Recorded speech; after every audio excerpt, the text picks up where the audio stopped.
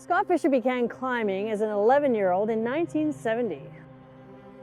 His passion for climbing was immediate, and it was all he wanted to do. He became known for being a strong and competent climber who climbed 6 of the 7 highest summits on each continent. Scott started an adventure travel business to guide people on mountains and to help them fulfill their mountaineering dreams. He knew mountaineering could transform people's lives just as it did for him. But after 26 years of climbing, a massive storm that started as a cyclone at sea level hit Mount Everest. The experienced and talented climber found himself fighting for his life just below the summit. This is the story of Scott's life and that horrible storm that altered many people's lives.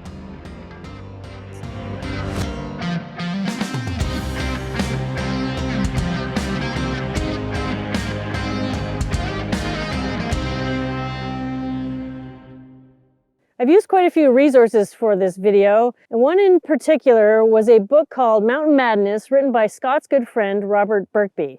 They met in their early 20s and stayed pretty close. Robert joined Scott on many climbing trips, as he was a climber himself. Robert interviewed many people from Scott's life, so this is really a first-hand account of Scott from those who knew him best. Scott Fischer was born on December 24th, 1955 in Michigan. He had 2 sisters, and growing up, his family was pretty outdoorsy and they did a lot of camping and outdoor stuff. And then as Scott was about to enter high school, they moved to New Jersey. He was involved in a lot of sports and he was a naturally athletic kid. He played football, tennis, hockey, yet there was kind of an edge to Scott that wasn't quite fulfilled by team sports. He eventually found them too regimented, organized, and too confining, so he was kind of looking for something different. And that's when his love of mountains began. At 14 years old, he was sitting there watching TV with his dad, and a documentary came on in 1970. It was about the National Outdoor Leadership School known as NOLS today. The wilderness can be a daunting and awe-inspiring place. It strips away the comforts we rely on and presents the opportunity to connect with nature. Scott sat absolutely transfixed watching the show. It was a message that he really needed at that moment in his life. At NOLS, we believe that embracing challenges, confronting fears, and pushing limits can unlock the transformative power of the outdoors. He turned to his dad and he told him that that's what he wanted to do. He wanted to go to this NOLS school. And his dad was super supportive, and he encouraged him to go and even said that he would pay for half of it. So Scott saved up, and then the following June, after school, he went to NOLS. Scott really got into rock climbing that first year at NOLS. Robert said that climbing allowed Scott to ascend into a world without boundaries, where anything was possible. Right away, Scott stood out to leaders as an energetic young man. He was eager to try everything that they threw at him, and he just excelled in the program. And so for the next few years, Scott went back to NOLS in the summer while going to school the rest of the year. And then he graduated in 1973 and committed his life to climbing. Scott met his future wife, Jeannie, at NOLS, and he kept in touch with her as he traveled and climbed all over the world while she was working on her career to become a pilot. Scott kind of bounced around climbing all over the place, and he took odd jobs in mines, he worked as a cook, and he even worked on an Alaskan crab fishing boat. While working away in the mine one day, Scott and his climbing-obsessed friend concocted a plan to get to the Himalayas to do some climbing. They both wanted to go there really badly because it is the mecca of mountaineering. They traveled to Kathmandu, where they set out to climb any mountain over 20,000 feet. That was pretty much all they wanted to do. And they didn't have a lot of gear or even any ropes, so they were just kind of winging it. And they got to a mountain that hadn't been climbed by anyone yet, and no surprise, they didn't make it to the top. It was much too dangerous. But they did finally get a taste of the Himalayas, and Scott was hooked. Even though he was a proficient climber, Scott had a reputation early on of one who falls a lot. His first significant fall was at NOLS at 15 years old. He was harnessed to a wall and using an anchor that another person had set up, and he was instructing the students below him when he leaned back, and all of a sudden the anchor broke loose and he fell right down to the ground. He ended up breaking his pelvis, and he was laid up for months after that. Years later, he had another major fall where he fell down while climbing a frozen waterfall. His climbing companions thought he was dead, but Scott survived. On another climb, he was traversing a glacier with some friends on a mountain in Wyoming. Scott was out ahead of everyone and disappeared all of a sudden when he fell down a crevasse. He bounced off the cold walls and slammed onto an ice shelf, dislocating his shoulder. His partners peered over the edge and weren't even sure if Scott was alive. Scott looked up and saw their silhouettes at the top of the crevasse and shouted, "Yoo-hoo, I'm down here." So they lowered nearly the full length of the 120-foot rope, which Scott then tied around his waist, and they hauled him up. But that wasn't the end of it. They were really far away from help. So they tried to pop Scott's shoulder back into place, but couldn't. So they had no choice but to hike out. And it took them 3 days to get out, not only on foot, but also on horseback. And then they had to drive over 100 miles of rugged back roads to reach a clinic. Scott later said that, "I'd heard somebody say it was a glacier with no crevasses, so I was crossing it without roping up, which is real stupid." Scott told Robert that at one time people called him the Fallingest Man in climbing, but then he said, "I'm pretty sure I'm done with that now." He was 26 years old at the time. And then he headed to Alaska. You're not a climber unless you get to Alaska and the highest mountain in North America, Denali. And this trip was full of excitement and exhaustion like many of his trips. He and his future business partner, Wes Krause, were out climbing for the day and then they were heading back to camp. They headed down this slope and after a hard day of climbing, they came across a big old grizzly bear. They stopped in their tracks because they were startled to see the bear, and the bear saw them and was also surprised to see them. And instinctively, Scott and Wes just ran away up this moraine. They dropped their packs as they were running, and when they got to the top and couldn't go any further, they turned around to see the bear running at them. So all they could think of to do was to pick up some big rocks and just be ready to fight the bear. So the bear kept running towards them, and then all of a sudden it stopped in its tracks, took a sniff in the air, and then ran away. And unbelievably, this bear encounter was not long after Wes fell in a crevasse. He was roped to Scott and he fell hundreds of feet down the crevasse while Scott was being dragged on top of the glacier. Scott was barely able to hang onto his ice axe that he jammed into the snow, but he did, and during that time, Wes was able to climb back up out of the crevasse. And not long after that, Scott and Wes stood on the top of Denali. Jeannie and Scott got married on Valentine's Day in 1981 and soon moved to Seattle. The basement of their new rental became the base for Mountain Madness, the company Scott and Wes co-founded in 1984. Their dream was to guide people up mountains all over the world. And they began guiding in the Cascade and Olympic Mountains, and then immediately expanded to include international adventures. By now, Scott was a seasoned climbing instructor, and he had a natural leadership style. Friends say that he had strength, tenacity, good humor, and a go-for-it attitude. He said, "A mountain guide is like a bridge between reality and dreams. And we are lucky that people can use us to get from reality to their dreams. I feel blessed and lucky to see my clients achieving their dreams." In 1987, Scott and Jeannie had their first child, a son they called Andy. Scott was fully connected to Andy the minute he was born, but his desire to climb didn't go away. In fact, not long after Andy's birth, Scott left to lead his first Everest expedition. This first Everest trip was a trip up the North Face. And for those of you who aren't familiar with the different routes on Everest, here's a bit of a crash course. The vast majority of climbers use two routes, the south route or the north route. The south route is more popular nowadays, and you've likely seen images of that treacherous Khumbu Icefall, which is moving 3 to 4 feet a day and very dangerous, and that's accessible through the Nepal side. The north route is accessible through Tibet. And each route has its pros and cons. The south route is a beautiful trek to base camp. It's easy to access villages for pre-summit recovery. There's helicopter rescue that's available from base camp, and it's a little bit warmer with slightly less wind. The downsides to the south side are the Khumbu Icefall, which is super dangerous. It's shifting all the time, and it warms up in the day, so it's even more dangerous. There's more crowds there, especially on summit, and the summit night is slightly longer than on the north route. And on the north route, there's less crowds. You can drive right to base camp. You don't have to do this long trek in. The climbing is easier to mid-level camps, and there's a shorter summit night. The downsides are that there's colder temperatures and slightly harsher winds. Camps are also at higher elevations here, and the summit bid is a bit more difficult because there's smooth rocks that are loose and there's no opportunity for helicopter rescue at any point on that side. So Scott and his team attempted to climb the north side that year, but none of them made it because there was these major monsoon weather patterns that moved in and thwarted their summit bid. His second attempt was 2 years later when he was guiding a research team.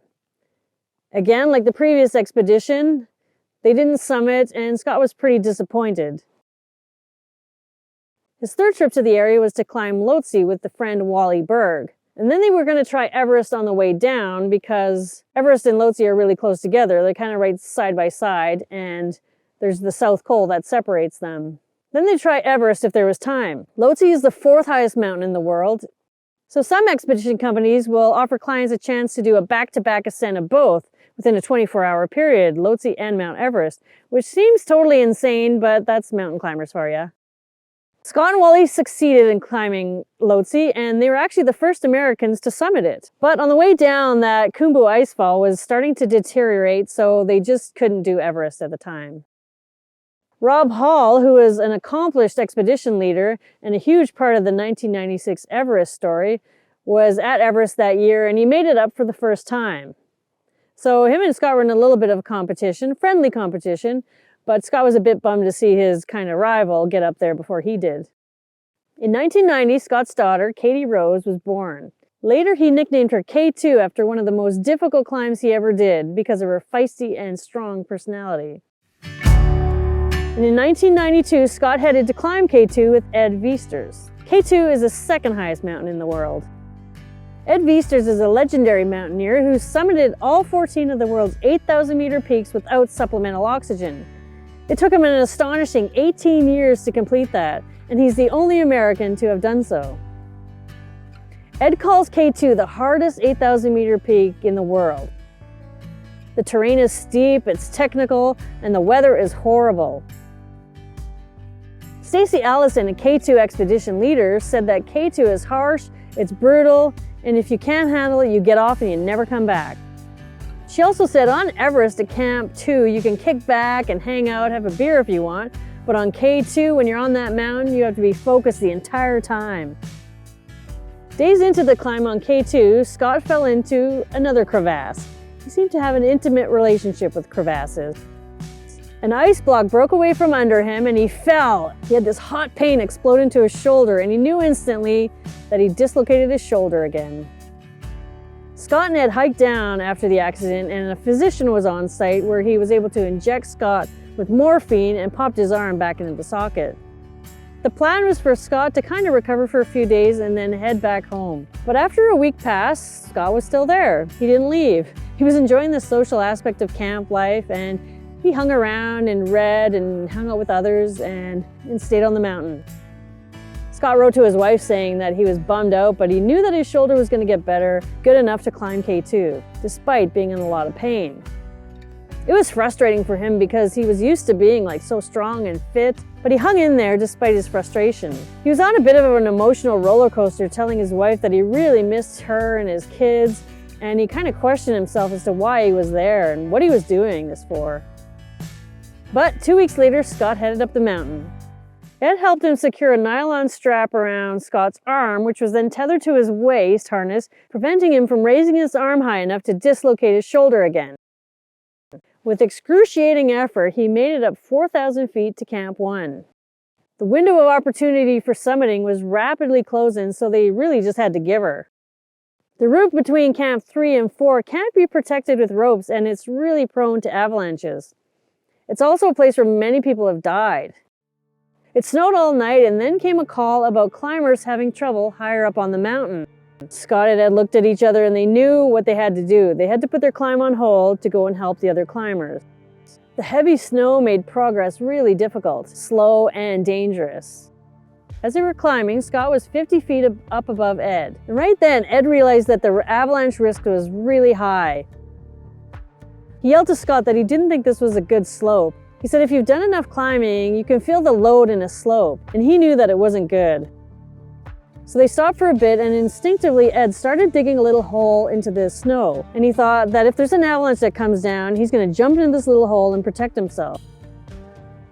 And sure enough, he was barely done digging the hole when he looked up to see this wall of snow coming down on them. Scott got slammed by the snow, and it knocked him off and sent him tumbling past Ed. Then he disappeared from sight. Ed felt the avalanche pummeling him in the back, but he was tucked into his little hole, lying on top of his ice axe, which was dug into the slope. He felt the snow wash over his back, and he said the lights literally went out. It got so dark from the snow on top of him. And he hung on, and then the avalanche started to subside, and he thought, wow, my little trick worked. But Scott was still flying down the hill, and they were roped together. Then that rope became tight and yanked Ed off the slope with Scott. They both went tumbling down the slope. There was 8,000 vertical feet of cliff below them. Ed knew that he had to self-arrest, and that's getting your ice axe underneath your body, jamming it into the snow, and putting all your weight on it, just hoping that it'll stick in and hold. And he did that for quite a while. He kept trying to get the ice axe jammed in, but the snow was just too dry and it just wouldn't stick. He said they probably fell about a couple hundred feet while he was trying to self-arrest. So he slammed his ice axe into the snow one more time, and they both came to a screeching halt, and the avalanche kept going thousands of feet below them. They ended up climbing up to the stranded climbers and spent 2 days helping them down the mountain.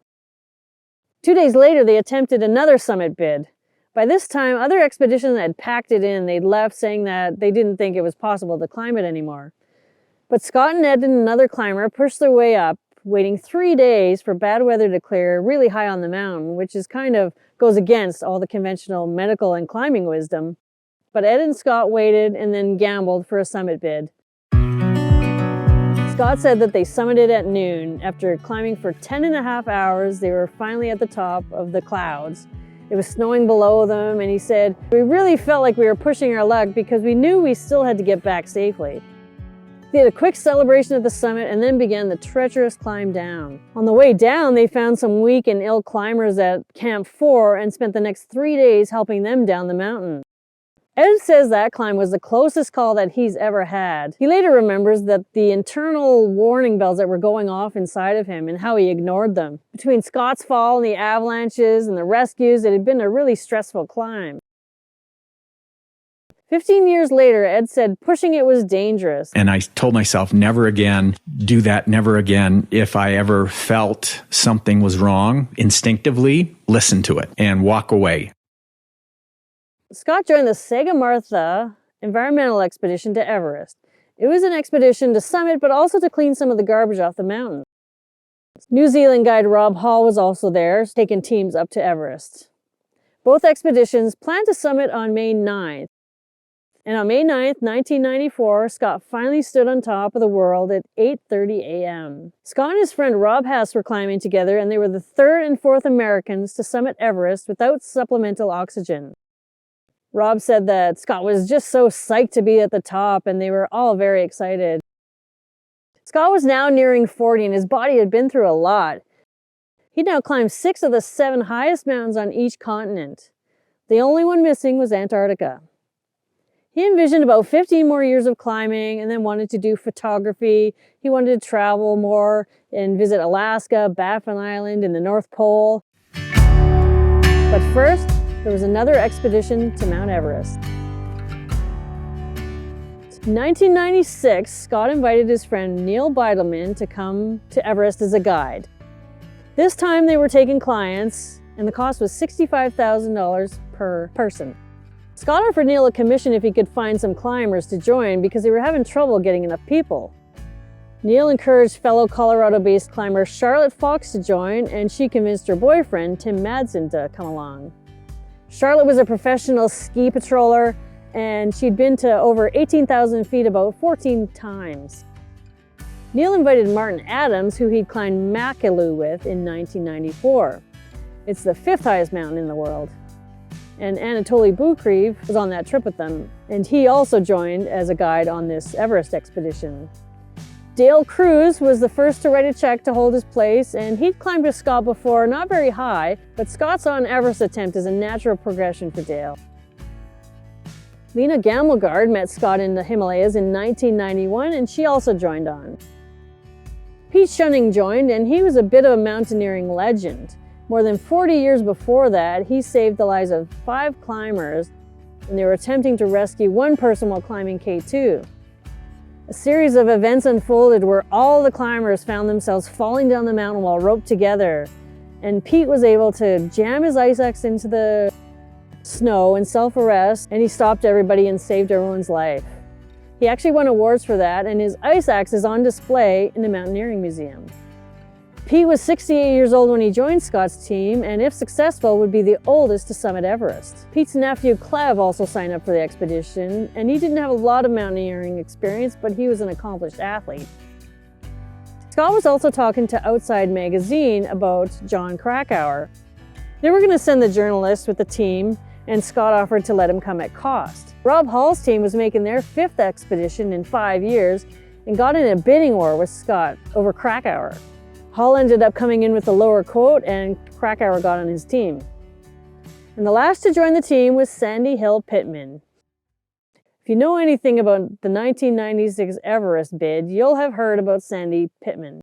She was a New York socialite who was full of controversy on this expedition, but she was also building a pretty impressive climbing resume. She'd completed 6 of the 7 summits by then, and Everest was her last.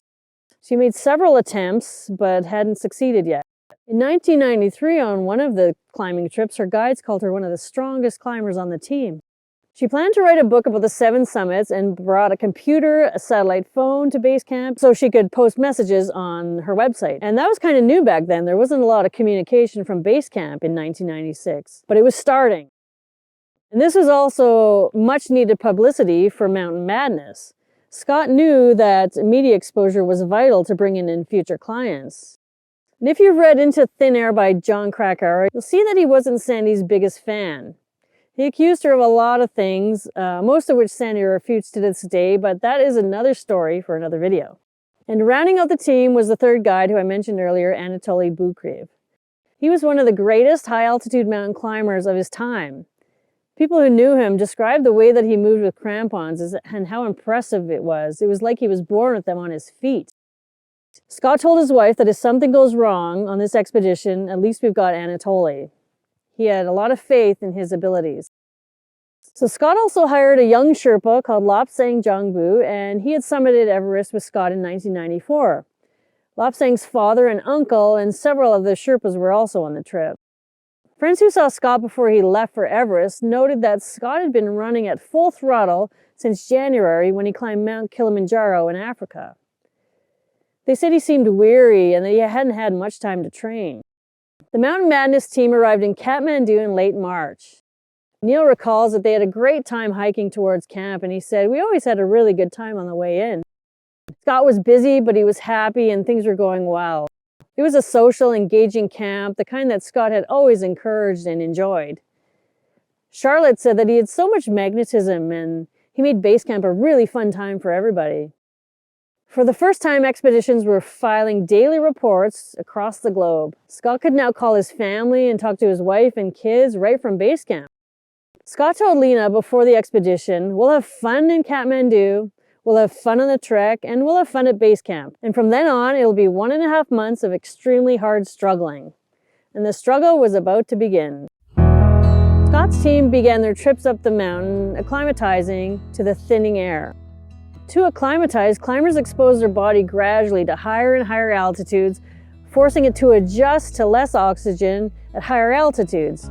Then they return back down to sleep and rest and recuperate at an altitude that their body's used to.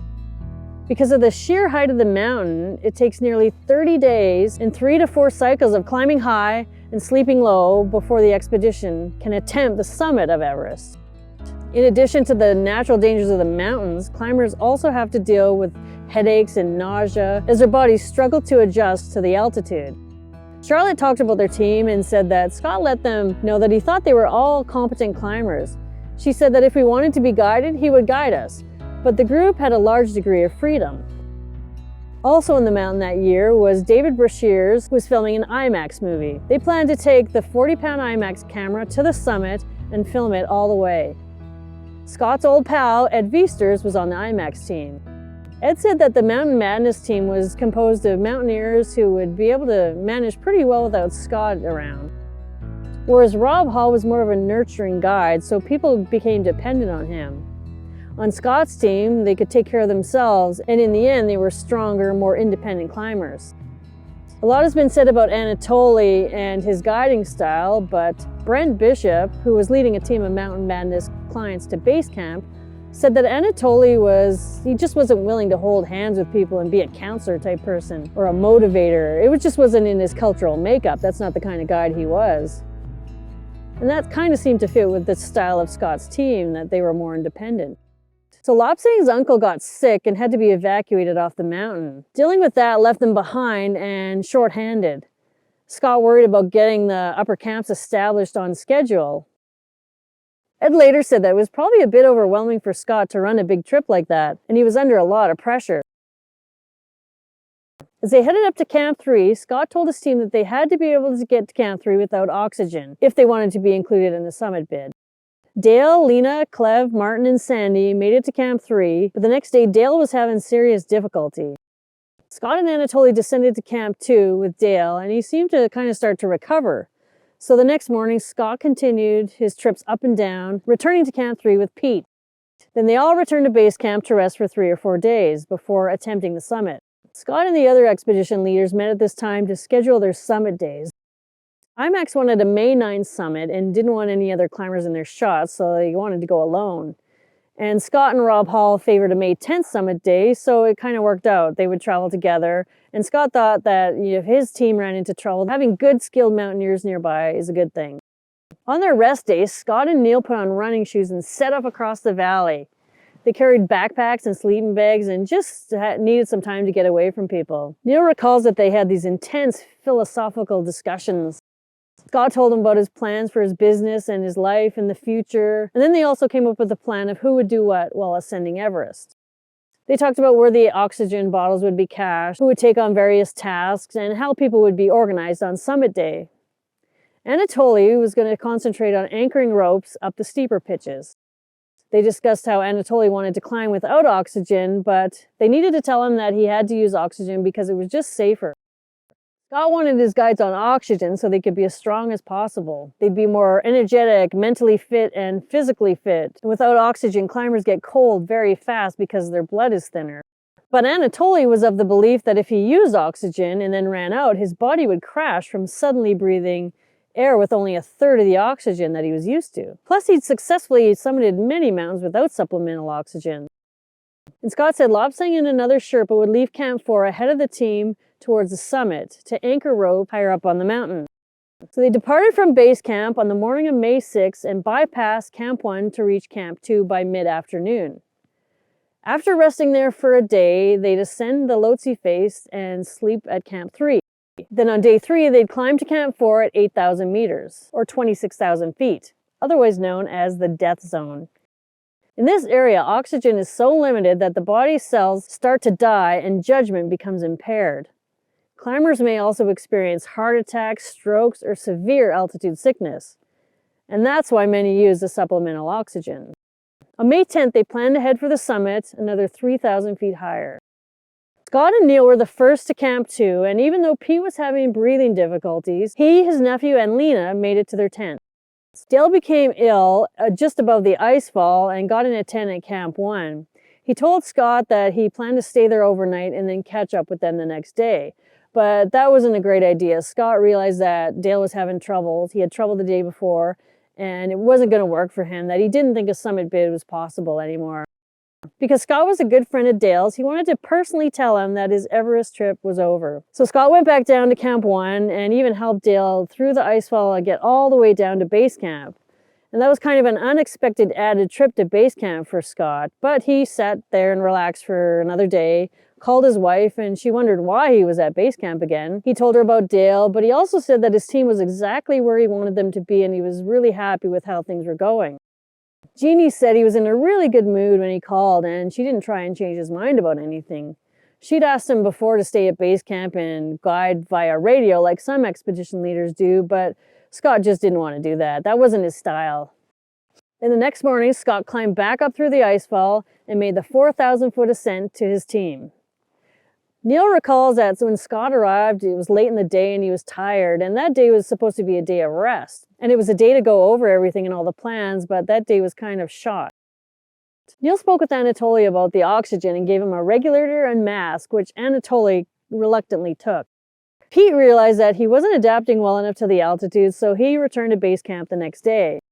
As Scott and the team moved towards Camp 3, they ran into the IMAX team who was coming down, and they said that the winds were just roaring and not conducive to a summit bid or filming. On May 9th, more than 50 climbers left Camp 3. Neil was with Scott near the end of the line, and he said that Scott was really lagging. All of the Mountain Madness team arrived at Camp 4 by late afternoon and got in their tents. Neil and Scott were the last to arrive. And Scott went around to everybody and congratulated them on getting there and predicted soon enough they would be standing on the summit of Mount Everest. Neil said that he thought Scott was taxed and that he was really tired, but also that Scott was such a tough SOB, it wasn't the kind of thing he worried about. A few hours later, after some rest, Scott got everybody up. Lobsang would take the lead and carry a radio, while Anatoly and Neil would travel among the climbers. Scott would bring up the rear of the group and have the others radio for the team, and if he determined that there were some climbers who shouldn't go any further, he'd make them go back down. Scott wanted them all to kind of go up as a group together and then come down together. But there was a bit of confusion over whether there was a turnaround time. Some thought that Scott had set it, and others thought it would be at his discretion. So they weren't really sure. There wasn't a consensus on that. Usually teams have a pretty strict turnaround time because it's just tempting to hang out on the summit or push a bid for the summit later in the day just because you're so excited to get there. They call it summit fever. Heading down after 2 p.m. is considered to be very dangerous. Rob Hall told his team that their turnaround time was 2 p.m. sharp, no exceptions. No matter where they were on the mountain, they had to turn back at that time and no questions asked. So at 11 p.m. on May 9th, 15 members of Rob's team left Camp 4, and 30 minutes later, Scott's team set off to join them. The last to leave camp was Scott. It was usually about a 10 to 12 hour climb to get to the summit. They got to the balcony as the sun was rising, and this was at 8,400 meters. The balcony is an area where climbers can kind of briefly stop, safely rest, change their oxygen bottles, and just take a break. Many people said that as they got to the balcony that day, Lobsang had tied a short rope to Sandy's harness and was using the line to either guide her or pull her up the mountain. Later on, the climbers realized that the ropes that Lobsang was supposed to have fixed higher up weren't there, and some say that the reason he couldn't do it is because he was hauling Sandy up the mountain. John Krakauer talks in his book about how long he had to wait on the balcony, as Rob had told the team to stop when they got there and wait for the rest of the team. So he was just sitting there for a couple of hours, just sitting there and getting colder and colder. Neil got to the balcony and realized there were no lines anchored ahead, so he went to do that. By this time, Anatoly had given Neil back the mask and regulator. He just refused to use it, and he headed up the mountain. Lobsang was no longer tied to Sandy, and he headed up to summit as well. Neil, Lobsang, and Anatoly got to the summit around the same time, and Anatoly didn't stick around long, and he headed back down before any clients made it to the top. And since Scott wasn't there, Neil stayed there and waited for almost 2 hours for the clients to arrive. Finally, people started arriving on the summit. Beck Weathers was a Texas pathologist, and he was starting to have vision problems, and that stopped his summit bid near the balcony. He was on Rob Hall's team, and Rob told him to stay near the balcony and wait for him to return so he could lead him down. So Beck just sat there and, again, like John Krakauer, he just waited in the cold. Some members of Rob's team had turned around, realizing that it just wasn't their day to summit. On the way down, they talked with Scott, and they said he didn't look any more exhausted than everybody else. Sandy, Lena, Charlotte, and Tim, as well as members of Rob's team, were all celebrating on the summit. Neil really wanted to get them going, as it was now about 3 p.m., way too late to be on the summit. It wasn't really his job to make them go down, but Scott wasn't there, so Neil finally had to get them going. He just started getting in people's faces, he said, and yelling at them to start going down. Many people passed Scott at this time and didn't mention that he looked particularly exhausted. John Krakauer said it didn't occur to any of us that he might have been having trouble. Neil was coming back down with Sandy, Lena, Charlotte, and Tim, and he and Scott kind of high-fived each other, and Neil said that Scott told him that he was going to hurry to the top, turn around, and come back. By this time, it was 3:30 p.m., really late for anyone to be so high on Everest. Robert Birkby said that there was no need for Scott to climb higher. His team had already made it to the top, and they were heading down, and they were below him now, so he wasn't sure why he didn't turn around. But Scott was nearly there, maybe 10 minutes to reach the top, a few minutes to take photos, and then another 5 to 10 minutes to come down. And that could have been exactly what was going through his mind. To get another summit under his belt, it wasn't far away. Scott overtook Doug Hansen, who was on Rob's team. Doug had been really close to the summit the previous year, but Rob Hall turned him around because it was too late in the day. This time, that same thing was happening, but he wasn't being turned around. Scott finally got to the summit, and Lobsang said that there was no exuberance, no celebrations. He just took off his oxygen mask and sipped some tea. He then radioed his support team at base camp and told them that he was weary and felt ill. His team and Lobsang urged Scott to start heading down the mountain. So he did, but Scott didn't put his mask on when he went back down. As Scott was leaving, Doug Hansen finally got to the top, being helped up by Rob Hall and Lobsang. At the Hillary Step, which is just under the summit, Scott paused to take a photo of Neil and the other Mountain Madness climbers just ahead of him. And you can see the ominous clouds forming below him. Unknown to them at the time, a massive storm was forming and was quickly coming towards them. The sky was now becoming dark with the arrival of this late afternoon storm, which began as a cyclone in the Bay of Bengal. Scott was at a rope hanging down this Hillary Step, and all he needed to do was just descend that rope, and he would only be a few minutes behind his team, but he never caught up. Clouds started to engulf the mountain, and the wind rapidly increased. Lobsang caught up with Scott above the balcony and realized that Scott was in worse shape than when he was on the summit. So he tied a rope from Scott's harness to his own and urged him to keep moving when the storm slammed against them. Swirling snow was everywhere, and it became windy and dark. They stumbled together another 300 feet down and came across a Taiwanese climber who was alone and unable to move.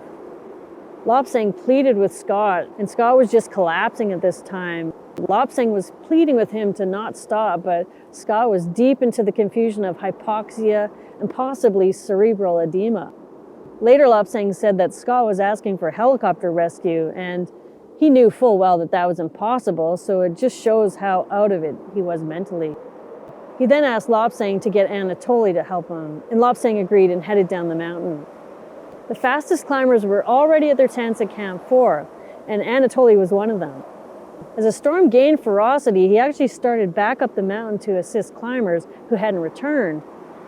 But the storm was too much to get through, and after a few hours, he had to return to his tent. The Mountain Madness team he was looking for had gained 2 climbers from Rob's team, Yasko Namba and Beck Weathers, who they finally convinced to come down off the balcony with them.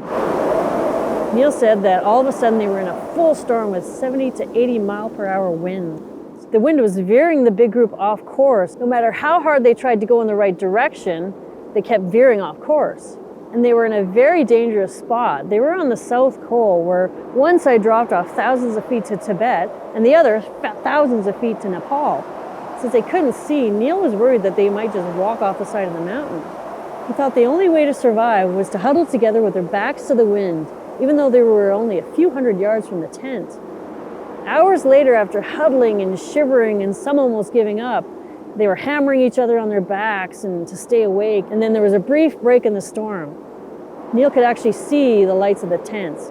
Neil and Lena managed to make their way to the tents. When Neil got to the camp, he felt that he had to pass off the responsibility to Anatoly, who had been resting, because Neil was just too spent and exhausted to go back. Anatoly was the only one able to go out and look for the others. After several trips out, he found the stranded climbers and brought back Sandy, Charlotte, and Tim. He couldn't help Beck or Yasko. He actually thought that they were dead. Yasko died, but Beck miraculously made it back to the tent somehow on his own. Rob and Doug were up high and tried to shelter themselves from the storm, but Doug was having great difficulties. Rob was talking to base camp later and told them that Doug was gone. It's thought that he fell off the side of the mountain. Rob's team pleaded with him to keep moving, but he was just up too high for too long and he was freezing. He had a heartbreaking last conversation with his wife in New Zealand that he was patched to over the radio, and everyone was able to hear it. Rob was so high on the mountain that being up there overnight and in a wicked windstorm meant a very low possibility of survival. He asked for help, and his Sherpas tried to make it up to him despite the storm and risking their own lives, but they were only able to get a few hundred feet below him before they had to turn back. On the morning of May 11th, Sherpas found Scott. He was unresponsive, but they did detect shallow breathing, but he couldn't move. So they placed an oxygen mask over his face, and they helped to tie one of these climbers near him because he was able to move and they thought he might have a chance of survival. And he actually did. He survived that event. Later that day, Anatoly climbed to Scott and found him without the mask on and partially undressed, a telltale sign of hypothermia. He'd finally succumbed to the cold. Anatoly covered him up with his backpack and moved him off the trail. 8 climbers died that day, including Rob Hall, Doug Hansen, Rob's guide Andy Harris, Scott Fischer, Yasko Namba, and 3 Indo-Tibetan border police who were climbing on the north side of the mountain. Everyone on the Mountain Madness team survived except for Scott. A Seattle paper published an article 2 days later and quoted Scott's answer to a question of what scared him the most.